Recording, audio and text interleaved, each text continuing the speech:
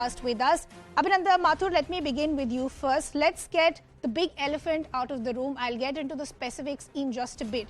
The larger question is all these allegations and claims that are being made by the Aam Aadmi Party, whether it's as far as poaching claims are concerned, whether it's about the other claims that are being made. Manish Sisodia was offered some position by the BJP. We've only heard this as claims from the Aam Aadmi Party.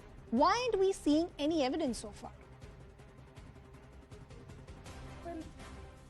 What happened today is really unfortunate for the democracy, for this country. I mean, there is a group of elected MLAs who go to the CBI, with their evidence, with their plea, and they were denied the meeting initially. I mean, even a small FIR should be simple to file, but they were not given that chance. So there is no question of us not wanting to give the evidence. We do, and we've gone to the right place.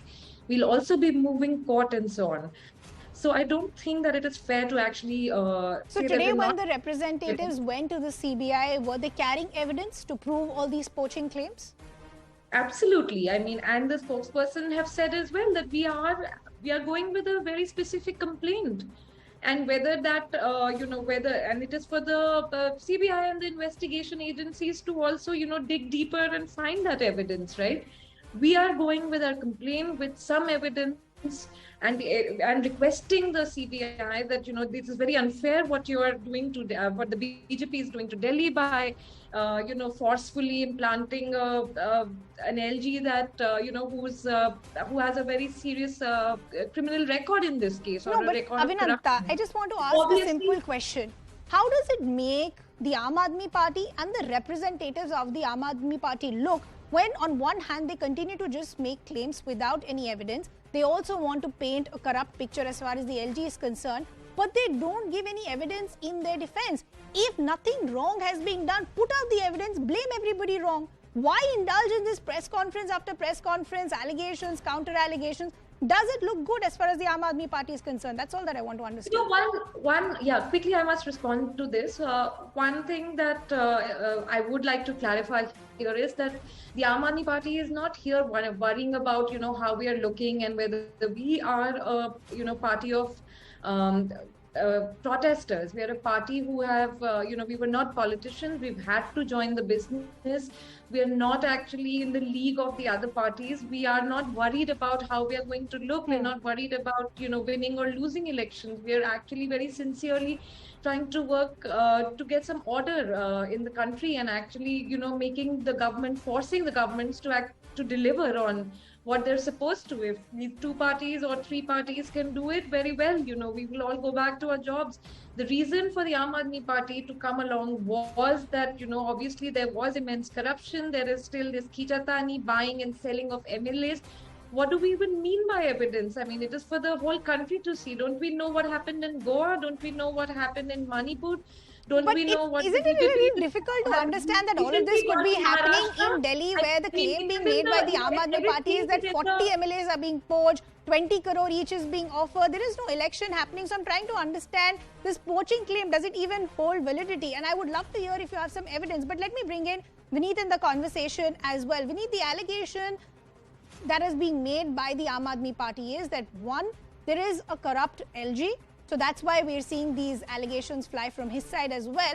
And the second allegation that they've been making time and again is that today the fact that the CBI is only delaying the process of even registering a complaint just shows the fact that there is a misuse of central agencies by the BJP.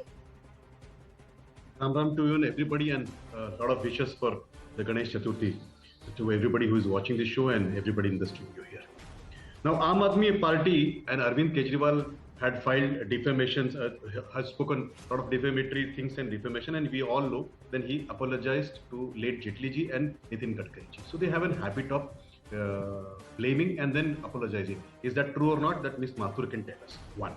Number two, they have put the entire future of the generation of Delhi in danger. Why I so said? Two things. They make them to drink and they force them to drop out. They have reduced the age of drinking from 21 to 18 so that everybody can drink free of, and the cost has been brought down. They have increased the number of shops so that argument at least. I have not spoken in between. If you have patience, we'll hear and I will give you data.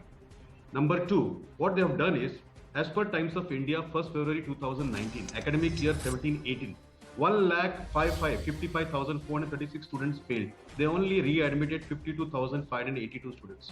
1,02,654 students were forced to go out of the education system. I repeat, in one academic year, 1,02,600 plus students were forced to go out of the academic year 2017-18. The future was put in jeopardize. In Delhi, there are more than 1,000 schools. 745 schools don't have principal. 698 schools don't have science faculty. Madam, 24,000 teachers positions vacancies are there. They have not been filled for last 8 years.